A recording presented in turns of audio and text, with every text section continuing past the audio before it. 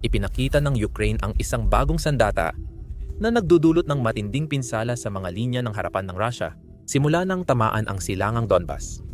Naging simbolo ng kaligtasan at bangungot para sa Moscow ang mga ganitong ground robot.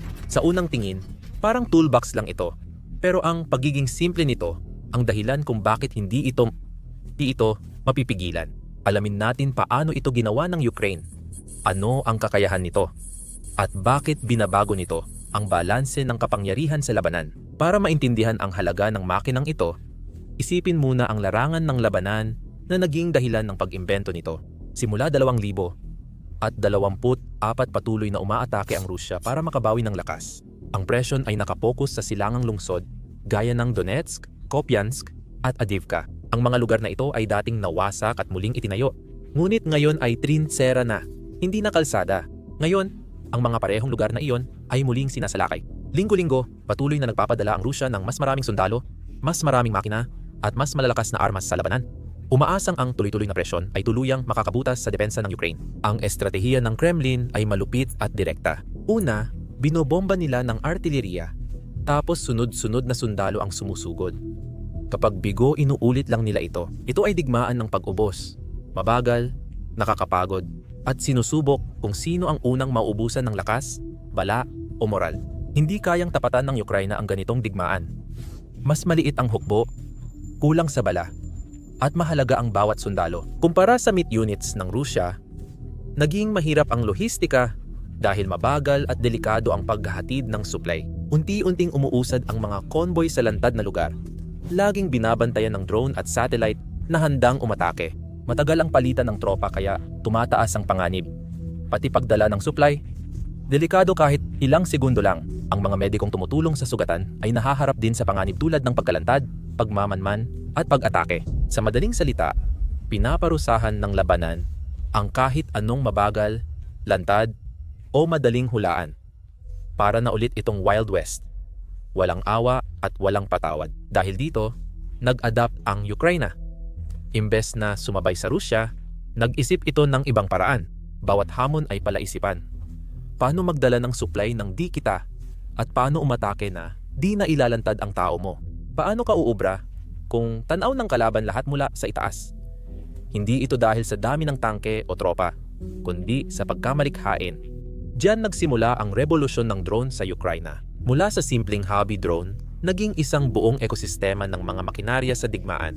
May nagmamanman, pambomba, paniktik, at ngayon, gumagapang na rin. Iyan ang nagdala sa atin sa bagong sandatang ito na matagal na nating pinag-uusapan. Tinawag itong IPIS.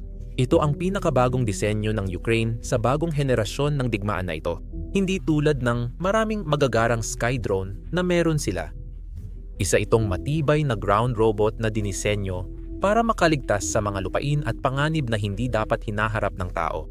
Hindi ito gawa sa government lab kundi sa mga garahe, silong, at paggawaan ng mga inhinyero, estudyante, at volunteer na sawang-sawa sa pagkamatay ng mga sundalo habang naghahatid ng supply. Sa una, di ito mukhang kakaiba. Mababa, may 4 na gulong, at hugis parang gumugulong na toolbox.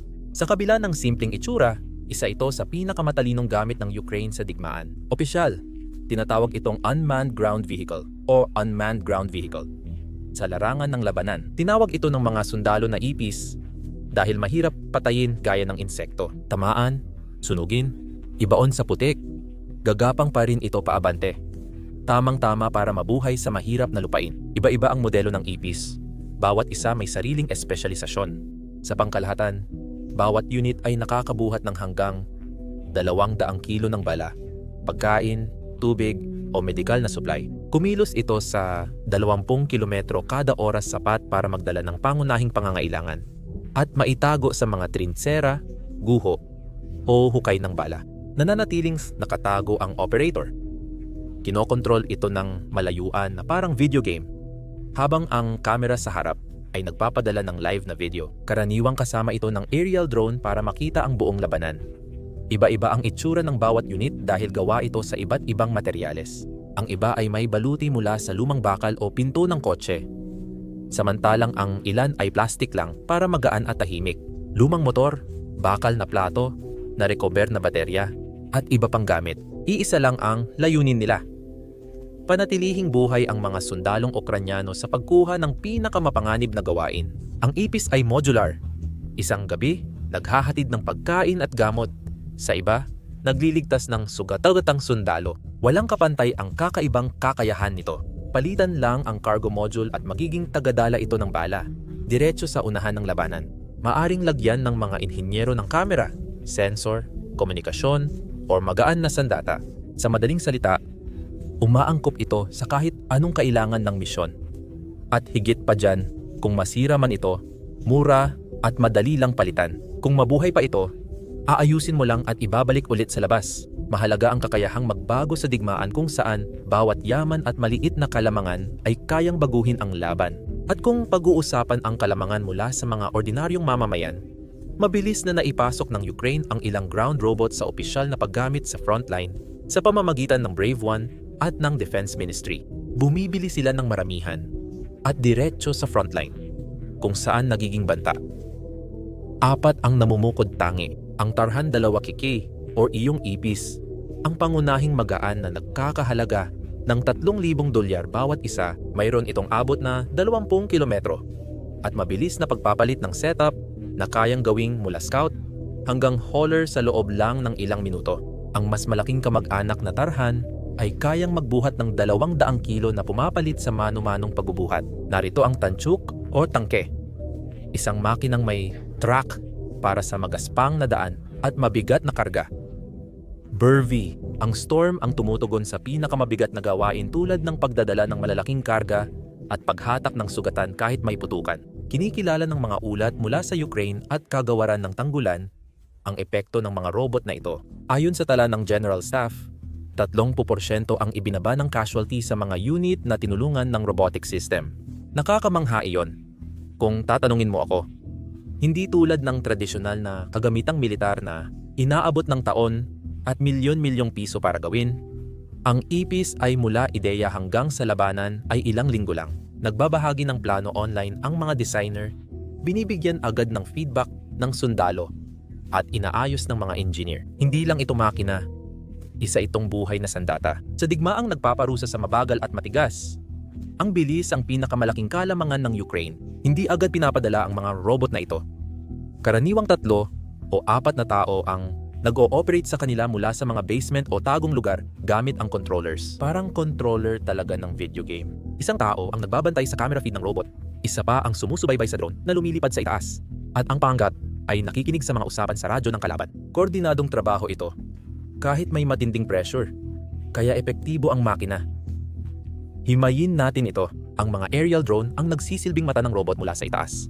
Lumilipad sila sa mga guho at sirang kalsada para bigyan ang mga operator ng kabuang larawan ng mga banta at ligtas na ruta. Sinusundan ng IPIS ang daan sa drone feed gamit ang debris, guho, at taguan para manatiling tago. Kung kailangan ng operator ng mas malapit na tanaw, maaari silang lumipat sa kamera ng robot. Ang 2 layer na paraan ay ginagawang maingat at kontrolado ang dating mapanganib na pagkuha ng supply.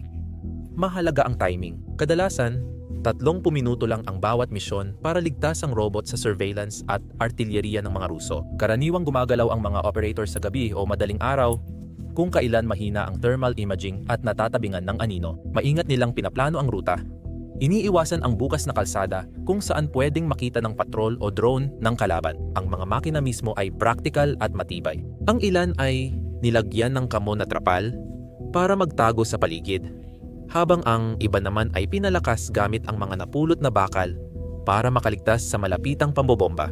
Matitibay ang mga gulong para makadaan sa mga debris at putik. At mabilis ding mapalitan ang mga baterya sa mismong labanan. Kung masira ang motor o control system, pwedeng palitan agad ito sa loob ng ilang minuto. Layunin ay hindi perpekto kundi maaasahan at paulit-ulit na kakayahan. Mas mainam pang palitan ang isa kaysa isugal ang operator. Lalo na't di laging maayos ang mga misyon. Minsan sumasabog ang granada, nasisira ang kamera, o nawawala ang robot, pero tuloy pa rin ang mga koponan. Laging may ekstrang pyesa at pre-built na pamalit. Ang bawat kabiguan ay aral, at ang tagumpay ay nagpapalakas sa sistema. gaya ng isang gabi sa Toretsk noong nakaraang taglagas. Naipit ng 2 araw ang iskwad mula ika-20 Operational Brigade dahil ginawang hukay ng artilyeryang Ruso ang supply road nila. Kaunti na lang ang bala, tigi-isang magasin bawat tao, at naubos na ang tourniquet ng mediko. Kapag tao ang nagdala ng mensahe, mapapansin agad ito. Sa halip, nagpadala ang mga operator sa basement ng Konstantiniyevka ng ipis na gumapang ng 6 na kilot-imid. Dumikit ito sa puno, tumigil sa ilalim ng gumuho na bubong, at naghintay hanggang makadaan ang Russian first-person view drone. Pagkatapos ng 70 minuto dumating ito sa grupo, nagdala ng 180 kilo ng 100 at 55 mm na bala at plasma bags. Saka bumalik sa pick-up point. Nanatili ang grupo sa posisyon ng 4 na araw at napabagsak ang 2 Russian BMP bago mapalitan. Hindi lang iyan ang kwento, marami pang iba. Noong Hunyo, nagulat pati batikang mediko sa hakbang ng ika-13 Katia Brigade. Tingnan mo na lang.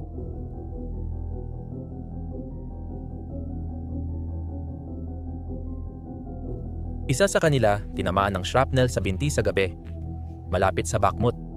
Naipit ang posisyon nila. Walang sasakyan ang makalalapit.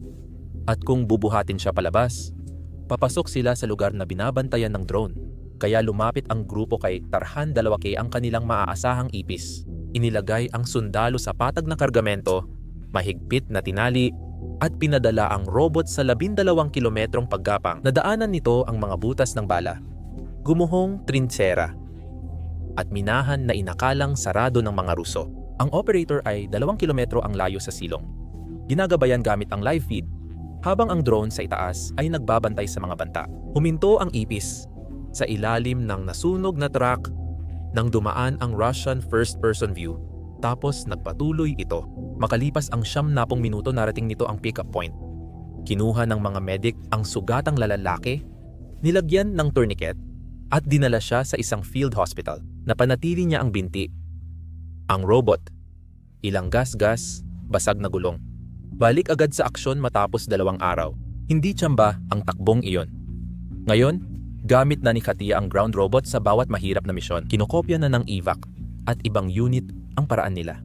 Isang murang makina lang ang nagbago ng kahulugan ng masyadong mapanganib. Mula sa maliit, mabilis kumalat ang ganitong kwento. Yung mga unit na nakakita kung paano iniligtas ng ipis ang pwesto nila, humiling din ng sarili nilang ipis. Tinaasan ng mga voluntaryong paggawaan sa Dnipro at Kharkiv ang produksyon. Kasabay nito, tumulong ang mga lokal na gumagawa. Maliliit na unmanned ground vehicle programang suportado ng gobyerno at defense startup na palakihin ang nasimulan ng mga voluntaryo. Nag-isupply ng pyesa, nag-field test, at nagtayo ng linya ng produksyon ang Brave One at Thermoland. Kaya napabilis ang paglipat mula prototype sa garahe tungo sa unit na handa sa frontline. Itong ground robot ay tagapagligtas ng buhay para sa mga tropa.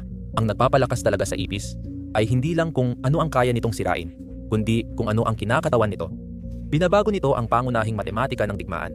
Gumagastos ang Rusya ng milyon-milyon para sa armor ng kanilang puwersa, habang ang Ukraine ay gumagamit ng mas murang makina kaysa artillery shell. Bawat tagumpay sa misyon ay nagpapalala ng hindi pagkakapantay at nauubos ang budget at tropa ng kalaban. Hindi ito kayang panindigan ng Rusya. Tinatanggal ng lokal na pamahalaan ang signing bonus ng recruit, hinigpitan ang gastos sa depensa, at pinipigilan ng parusa ang kita sa langis. Ginagastos ng Kremlin ang reserba nila para pondohan ang digmaang nahuhuli dahil sa katalinuhan ng mga Ukrainyano. Bawat misyon ng ipis ay hindi lang taktikal na tagumpay, kundi pinansyal ding dagok sa Moscow. Sa kabilang banda, patuloy ang pagtulak ng Kiev. Ang digmaang ito ng mga resibo, ayon sa mga inhinyerong Ukrainian, ay nagbago ng mga basement at auto shop bilang mga microfactory. Ang 3D printer ekstrang pyesa at open source software ay nagpapabilis ng proseso. Mula buwan, magdamag na lang. Hindi ito ekonomiya ng dami, kundi ng bilis. Iyan ang tahimik na lakas sa likod nito. Habang umaasa ang Russia sa gasolina para sa mabibigat nilang makina, panalo ang Ukraine sa pagiging magaan, mura, at mabilis mag-adapt. Ayon sa ulat, 70% ang tagumpay ng supply run sa Fortress Belt, habang 20% lang sa mga truck. Sabi ng Brigada Mediko, kadalasang nawawala ang isang robot sa bawat 3 misyon, ngunit bawat nawala ay nakapagliligtas ng 2 tao. Nang makita ng mga komandante na matagumpay ang ipis sa supply at evacuation run, Nagsimula silang magtanong ng bagong tanong. Kung kaya ng robot maghatid ng bala at mediko ng ligtas, pwede rin ba itong gamitin sa pag-atake? Ang ideyang iyon ang magpapabago sa IPIS mula tagadala ng supply tungo sa sandata. Sa simula'y maliit at maingat lang ang mga pagbabago. Sinubukan ng mga inhinyero at voluntaryo ang iba't ibang paraan para makakarga ng mas mabigat na gamit at maprotektahan ang sensitibong bahagi mula sa shrapnel. Sinubukan nila kung kaya pa rin gumana ng robot habang binabaril at kung makakabalik pa ito. Pagkatapos, may isang tao na nagkaroon ng prangka at matinding ideya na may saysay sa sitwasyon. Kung kaya mong maglagay ng mga supply sa robot, kaya mo ring maglagay ng pampasabog dito. Kung maigiya mo ito malapit sa kalaban, pwede mong pasabugin ang kargada ng walang ibang tao sa paligid. Iyon ang nagpalit ng supply drone sa weaponized unmanned ground vehicle. Ngayon, iba't ibang anyo na ang mga weaponized na version nito. Ang iba ay ginawa para lumapit at pasabugin ang sarili. Parang remote charges na gumagalaw sa minahan o trench. May ilan ding may dalang aparatong kayang mag-disable ng sasakyan o sumabog malapit sa sundalo. Kapag kayang sirain ng murang robot ang mamahaling sasakyan o squad, nag-iiba ang kalkulasyon ng digmaan.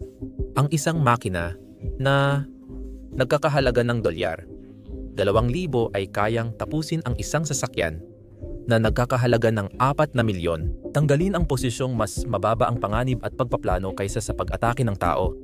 Malaki ang hindi pagkakapantay-pantay ng gastos. Para sa mga commander, ang kalkulasyon ay tungkol sa panganib at gantimpala. Magastos sa buhay at moral ang pagpapadala ng sundalo sa lugar ng patayan. Mas maliit ang halaga ng pagpapadala ng robot na maaaring mawala kumpara sa iba. Dahil dito, muling pinag-iisipan ng mga commander ang pag-atake at pagprotekta ng teritoryo. Dahan-dahang umabante o sugalin na makasalubong ang murang robot na pwedeng sumabog o makasira ng gamit. Hindi lang pisikal ang epekto nito, kundi pati na rin sa pag-iisip. Katulad ng dronophobia sa mga drone na lumilipad sa itaas, ang mga sundalong Ruso ngayon ay kumikilos na rin ng may bagong uri ng pag-iingat sa lupa. Nag-aalala sila sa kahit anong gumagalaw sa no man's land. Ang mga sundalo ay nag-aatubili ng tumawid sa mga dati nilang kumpiyansang dinadaanan. Importante ang pag-aatubili kasi kadalasan ang digmaan ay nasusukat sa bilis ng kilos at tibay ng paninindigan. Kapag huminto ang tropa para magmasid ng robot, nawawala ang momentum at nasisira ang plano ng pag-atake. Ang dating mabilis na paglusob ay naging mabagal at maingat. Ang paggamit bilang sandata ay nagdulot ng higit pang inobasyon sa mga Ukrainyano. Sinimulang gamitin ng mga grupo ang sensor at trigger para gawing mas matalino ang mga robot sa simpleng paraan. Natuto ang mga operator gumamit ng panlilinlang. Nagpapadala ng supply na modelo sa isang direksyon habang palihim na dinadaan ang may sandata sa iba. Pinag-isa nila ang aerial drone at ground robot. Ang isa magmamasid, ang isa gagawa ng pinsala. Ang larangan ng labanan ay naging isang sistema ng maliliit na makina na nagtutulungan. Bawat isa ay gumagawa ng trabahong hindi kayang gawin ng katawan ng tao ng ligtas. Noong Pebrero, malapit sa Kupiansk, tinangka ng Russian Motorized Column na pasukin ang linya ng mga puno ng ika-72 Brigada ng Ukraine. Maagang nakita ng scout ng Ukraine ang column na binubuo ng 8 BTR at 2 T-72 sa maluwag na pormasyon. Dahil hindi abot ng artilleriya, agad kumilos ang mga drone operator. Nagkoordina ang mga first-person view drone at mga unit sa lupa para sa mabilis na tugon. Pinatigil ang mga nangungunang sasakyan at inilantad ang kolum. Sumunod ang mga mortar ng Ukranya. At pagsikat ng araw, maraming sasakyang Ruso ang nawasak. Matatag na nanindigan ang mga tagapagtanggol at ipinakita ang koordinasyon gamit ang teknolohiya. Napansin ito ng Rusya. Sa loob ng ilang linggo, ipinakita ng mga ulat sa unahan ang mga bagong kontrahakbang. Ang mga sundalo ay nagkabit ng mga bakal na hawla sa ibabaw ng mga trinsera upang mahuli ang mga robot na gumagapang ng mababa. May electromagnetic pulse grenades ang mga nagpapatrol para sirain ang electronics. Ang mga fiber optic first-person view drone ay nakalatag sa damuhan, handang umatake sa gumulong, ngunit wala sa mga ito ang gumana ng maayos. Pinabagal ng mga cage ang kilos at nagdulot ng blind spots sa Ukrainian snipers. Maikli ang abot ng electromagnetic pulse at kailangan ng tamang pwesto ng fiber drone, pero madalas pa ring pumalya. Tumugon ang Ukraine sa ilang araw, lumapad ang track ng IPIS paakyat sa cage. Ang bagong version ay wired na control sa huling 100 metro, hindi tinatabalan ng jamming. Panandalian lang ang solusyon ng mga Ruso, pero mas mabilis umunlad ang Ukraine. Ang mga numero mismo ang nagsasalita. Pagdating ng tagsibol, Dosenang posibleng daan-daang ground robot ang na-deploy ng Ukraine sa Donbas. Ang mga makinang ito, mura at kayang isakripisyo, ay tumulong sa muling pagsuplay sa mga naputol na grupo at pag-abala sa galaw ng mga Ruso. Kahit hindi lahat ay para sa direktang labanan, nakatulong ang mga ito sa pagkawala ng sasakyan at pagbagal ng infantry, lalo na sa Kupiansk. Ayon sa mga komandante ng Ukraine, bumaba na ang matagumpay na pagsubok ng mga Ruso gamit ang mga drone na sabay-sabay gumagalaw. Hindi na nanalo ng laban ang ipis ng mag-isa, pero tumutulong ito na gawing mabagal ang pag-usad ng kalaban. Pero hindi ibig sabihin nito na di matatalo ang ipis. Kapag ginamit pang atake, mapurol pa rin itong sandata. Maraming nawawala dahil sa artilyeriya at elektronikong panggugulo, pero mahalaga ang bilang. Kayang magpalabas ng Ukraine ng 12 ng ganitong mga robot, minsan daan-daan pa. Dahil mura at mabilis silang gawin, inaasahan ang mawawala. Pero tuloy pa rin ang trabaho. Ang modelong ito ng pagkalugi ay tugma sa pangangailangan ng Ukraine sa digmaan ngayon. Dahil ang ibang option ay mawala ng tao at bumagsak ang posisyon. May mga moral at legal na tanong sa paggamit ng plataporma para sa pagsagip at supply bilang sandata. Dahil nagdudulot ito ng issue sa paglala ng labanan at alituntunin ng digmaan. Ang mga makinang ito ay automatiko o kontrolado mula sa malayo, walang kamalayan, ngunit ang desisyon na gawing sandata ang mga ito ay ginagawa ng mga tao. Binabago nito ang pagsasagawa ng digmaan at paghusga ng mga sibilyang tagamasid sa kilos ng magkabilang panig. Sa ngayon, mas mahalaga ang kaligtasan kaysa sa mga debate. Pero mahalaga pa rin ang mga iyon. Sa huli, hindi nagawang baguhin o manalo ng imbensyong ito ang laban ng mag-isa. Bahagyang nabago nito ang balanse sa makabuluhang paraan. Binawasan nito ang panganib sa mga sundalong Ukranyano at tumaas ang gastos ng pag-atake ng mga komandante ng Rusya. Lumikha ito ng bagong antas ng digmaan kung saan ang murang mga makina ay kayang pahinain ang mamahaling mga taktika. Kapag may gumawa ng ganitong pag-aangkop, mahirap na itong baliktarin at napapansin ito ng mga tao sa labas ng Ukranya. Masusing nagmamasid ang mga tagaplano ng militar, analyst ng depensa at innovator sa teknolohiya. Pinag-aaralan ng Poland ang drone tactics ng Ukranya habang sinusuri ng mga eksperto ng NATO kung paano mababago ng ground robot tulad ng ipis ang lohistika sa labanan. Ang mga nagsisimula sa labanan sa silangang Ukranya ay malamang hindi magtagal doon. Ang parehong disenyo sa mga guho ngayon ay maaaring makatulong sa mga binaha o magdala ng gamot sa mga lugar ng sakuna sa hinaharap. Ang hangganan sa pagitan ng militar at sibilyang robotika ay mabilis nang nawawala. Pero ang kasimplehang iyon ay parang tabak na may dalawang talim, madaling gawin at madali ring kopyahin. Ang mga mas maliliit na bansa o kahit mga grupong militante ay maaaring makapagpalipad ng sarili nilang mga grupo ng impromisadong makina sa lalong madaling panahon. Mas mabilis ang inobasyon kaysa regulasyon at ang ipis ay buhay na patunay niyan. Pero sa likod ng panganib na iyan, may nakatagong oportunidad. Maaaring maging dahilan ng pagbangon ng Ukranya ang parehong pressure na nagtulak sa kanila mag-imbento. Ang mga makinang pandigma ay pwedeng gamitin sa pagpapatayo ng bahay, paglilinis ng mina, at pagkonekta ng mga nasirang bayan. Madilim pero kapana-panabik, ang teknolohiyang nagmula sa pagkawasak ay maaaring balang araw magligtas ng mas maraming buhay kaysa sa nakuha nito. Ipinapakita ng Ukraine na kapag nagsama ang pangangailangan at pagkamalikhain, nagagamit ang mga makina hindi lang sa pagdadala ng supply o pampasabog. Pinapatunayan nila na ang maliliit at mabilis na grupo ay kayang lampasan sa pag-iisip ang mas malalaki at mababagal. Ang Rusya naman, sa kabilang banda, ay natigil sa sarili nitong sistema. Hindi ito makabago dahil mabagal ang desisyon at pagbabago. Bawat bagong imbensyon ng mga Ukranyano ay pumipilit ng tugon. At kadalasan, huli na ang tugon na iyon. Kaya kahit simpleng robot na may gulong, malaki pa rin ang epekto. Hindi lang ito tungkol sa nagagawa nito, kundi gaano kabilis mag-adapt. Sa likod nito ay isang simpleng ideya. Kung bibigyan ng kasangkapan at kalayaan ang matatalinong tao, malulutas nila ang mahahalagang problema. Sa Ukraine, buhay ang ideyang ito. Sa bawat robot na gumagapang sa lupa, bawat drone na lumilipad sa itaas, at bawat volunteer na nagpupuyat para ayusin ang disenyo na maaring magligtas ng buhay bukas. Ang ipis ay isa lang na halimbawa, marami pang iba. Bawat prototype ay may dagdag na bilis, tibay, at kakaibang kilos. Sa bawat pagsubok ng Rusya makahabol, mas maraming oras, enerhiya, at yaman ang nauubos nito. Ang hindi pagkakapantay na iyon ay isa sa mga dahilan kung bakit patuloy na nagtatanggol ang Ukraine. Kahit na sinasabi ng pagkakataon na hindi nila ito dapat magawa. At hindi lang napansin ng Rusya ang ipis, naramdaman nila ito. Kung may grupo ng murang, mabilis na robot na bumabago sa labanan, Hindi mo pwedeng balewalain ito. Hamon ay hindi lang makita ang banta, kundi paano ito pigilan. Sa papel, malinaw ang sagot. Malinaw ang sagot. I-jam ang signal, harangin daan, maglagay ng bitag, higpitang patrol. Pero sa totoo, wala roon ang tumatagal. Kapag may bagong ginagawa ang Rusya, mabilis makapag-adjust ang Ukranya. Kaya napipilitan ang Rusya na mag-react na lang sa halip na kontrolin ang labanan. Maganda pakinggan ang pagja-jam ng signal hanggang sa mapagtanto mong kayang magpalit ng frequency ng ipis. Gumamit ng backup na koneksyon o kahit gumana mag-isa sa maikling panahon. Pwedeng pigilan ng harang ang isa, pero di nito mapipigilan ang iba pa. Nakakahuli ang mga mina at bantay. Pero dahil sa dami ng makina at galing sa pag-improvise ng ruta, hindi maaasahan ang depensa. Sa bawat kilos ng Rusya, may sagot agad ang Ukraine.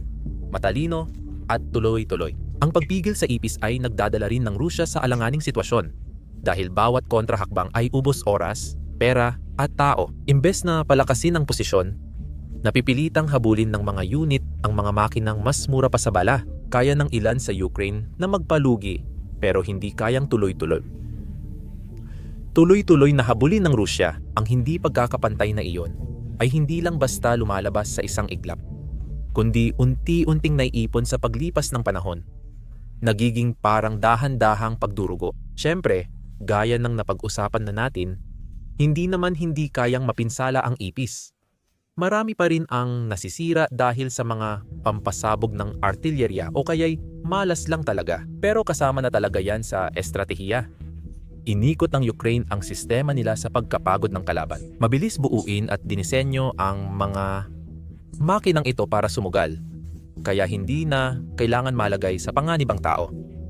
Kahit may mawala, mas tumitibay pa ang plano. Mas simple ang disenyo, mas tumatagal ito.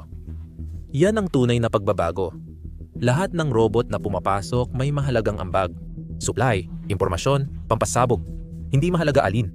Ang mahalaga, napipilitang mag-adjust ng paulit-ulit ang mga puwersang Ruso. Mas bumabagal ang kilos nila. Muling pinag-iisipan ang mga ruta nila. At gumagastos sila sa mga depensa na hindi naman lubos na gumagana. Nangunguna ang inobasyon at lumalamang ang mga handang sumubok ng bago. Sa oras na makariyak ang Rusya, ibang bersyon na ang Ukranya. Hindi lang gamit ang dala ng ipis, binabago rin nito ang patakaran. Hindi sapat ang lakas. Lahat ng hakbang may panganib. Plano dapat may reserba. At palagay pwedeng magbago. Ang maliliit at matitigas ang ulong. Makinang ito ang nagdulot ng estratehikong momentum. Habang ang Rusya ay pilit pa ring humahabol sa kabila ng lakas nito. Ang epekto ng ipis ay lampas pa sa simpleng pagdadala ng supply, pag-atake, o mga taktika sa labanan. Ang ginawa ng Kyiv ay hindi lang basta kasangkapan sa digmaan. Ito ay isang mensahe para sa buong mundo. Mga militar mula Washington hanggang Beijing. Napansin nila na ang tagumpay sa digmaan ay maaaring mapunta sa mga mabilis mag-adapt, hindi sa may pinakamalaking badyet. Pinatunayan ng Ukraine na ang tagumpay ay nakabase sa talino, liksi at inobasyon, hindi sa laki ng hukbo o dami ng tangke. Para sa NATO at mga kaalyado nito, pinipilit ng mga drone na ito na muling pag-isipan ang kanilang estratehiya. Paano ka lalaban sa isang digmaan kung saan ang murang, palit-palitang mga makina ay kayang pahinain ang lohistika o gawing inutil ang mga armor sa maliit na bahagi lang ng gastos? Hindi na lang ito lakas ng armas, kundi bilisan sa pag-innovate at pagpapalawak ng operasyon. Hindi lang militar ang pagbabagong ito, kundi geopolitical din. Kung ang maliliit at desentralisadong mga grupo ay kayang gumawa ng mga sandata na kasing lakas sa mga malalaking bansa, nagiging pabago-bago na rin ang balanse ng kapangyarihan. Ang mga bansang kulang sa yaman ay biglang lumalakas na maaaring magbago sa paraan ng pakikidigma at kung sino ang lalaban. Maliwanag ang aral sa mundo. Sa bagong panahon, imahinasyon ang pinakamabisang sandata, hindi misil. Sa huli, ang kwento ng ipis ay tungkol sa mga tao, katalinuhan, tibay, at pagtanggi nilang sumuko, hindi sa makina. Umiiral ang maliliit na robot na ito dahil ayaw mapag-iwanan ng Ukraine. Ang bawat gumagapang sa putik o guho ay pagtutol sa mas malakas at mas gamit na hukbo. Maaaring magmukha silang magaspang pero makapangyarihan ang kanilang kinakatawan. Sa maraming paraan, hindi bago sa Ukraine ang diwa ng inobasyon. Dumadaloy ito sa kanilang kasaysayan na parang isang banta. Noong mga nakaraang siglo, nilabanan ng mga Cossack sa steppe ang mga imperyo gamit ang bilis, sorpresa, at pagkamalikhain kaysa baluti. Sikat sila sa paggawa ng simpleng sandata at paggamit ng kaalaman sa lupa para malampasan ang mas malalaking puwersa. Ang likas na kakayahan sa pag-angkop ay nananatili nag-iba lang ng anyo. Ngayon, ang mga inhinyero at drone operator ang tagapagmana ng tradisyong iyon. Pinalitan na ng paggawaan ang upuang pangkabayo at ng circuit board ang sable, pero pareho pa rin ang pag-iisip. Sa harap ng malakas na kalaban, umaasa sila sa talino, liksi at tibay. Ang ipis, gaano man kabastos tingnan, ay may dalang pamana. Isang makabagong anyo ng lumang katotohanan. Ang pinakamalakas na depensa ng Ukraine ay palaging ang kakayahan nitong makapag-angkop ng mas mabilis kaysa sa kayang tugunan ng kalaban. Mahalaga ang koneksyon ng nakaraan at kasalukuyan dahil ipinapakita nitong bahagi ng pagkakakilanlan ng bansa ang inobasyon sa gitna ng pagsubok. Ang tinatawag na teknolohikal na henyo ngayon ay bahagi rin ng kultura. Ang bawat bagong robot sa labanan ay bahagi ng mahabang kwento ng pagsuway at pagkamalikhain na tumatagal ng henerasyon. Ang pag-unawa sa ugnayang iyon ay nagpapalalim sa kahulugan ng makinang ito. Hindi lang ito bunga ng digmaan, kundi refleksyon ng tunay na pagkatao ng mga Ukrainyano sa gitna ng matinding pagsubok. Pag-isipan mo iyon, ang napakalaking arsenal ng Russia ng mga tangke, artillerya at mga misil ay hinahamon ng mga makinang mas mura pa kaysa sa isang second-hand na kotse at kayang buuin sa garahe. Iyan ang totoong pagbabagong nangyayari dito. Ang panig na may mas maraming pera o tao ay hindi na automatikong nananalo. Ang panig na mas mabilis matuto at mag-adapt ang siyang nananalo. Sa ngayon, Ukraine ang panig na iyon. Bawat cockroach na nagsakatuparan ng misyon, pagdadala ng bala, paglilikas, o pagtama sa target ay nagpapatunay ng parehong punto. Mas malakas ang pagiging malikhain at pag-adapt kaysa dahas. Hindi pinapalitan ng mga robot ang tapang o estratehiya. Pero pinapalakas nila ito. Tinatanggal nila ang panganib sa tao at binibigyang halaga ang talino kaysa armas. Ganito na ang modernong digmaan. Hindi lang lakas, kundi imahinasyon din ang mahalaga. Ang mga hukbong mabilis mag-eksperimento at matuto ang nauna. Kung kaya ng Ukraine ang ganitong inobasyon sa gitna ng pagsakop, isipin mo ang magagawa nila kapag may kapayapaan. Ang pagkamalikhain na nagtutulak sa mga makinang ito ang magpapatayo muli ng lahat sa labas ng trinsera. Sa huli, ang ipis ay hindi lang robot. Paalala ito na ang kakayahang mag-adapt, tapang, pagiging malikhain, at tiyaga ay nagpapalakas kahit sa pinakamaliit na kalahok para baguhin ang lahat. Ang cockpit ng hinaharap ay nasa silong, may joystick, at batang nag-solder ng mas magandang battery pack ng 3:00 ng umaga.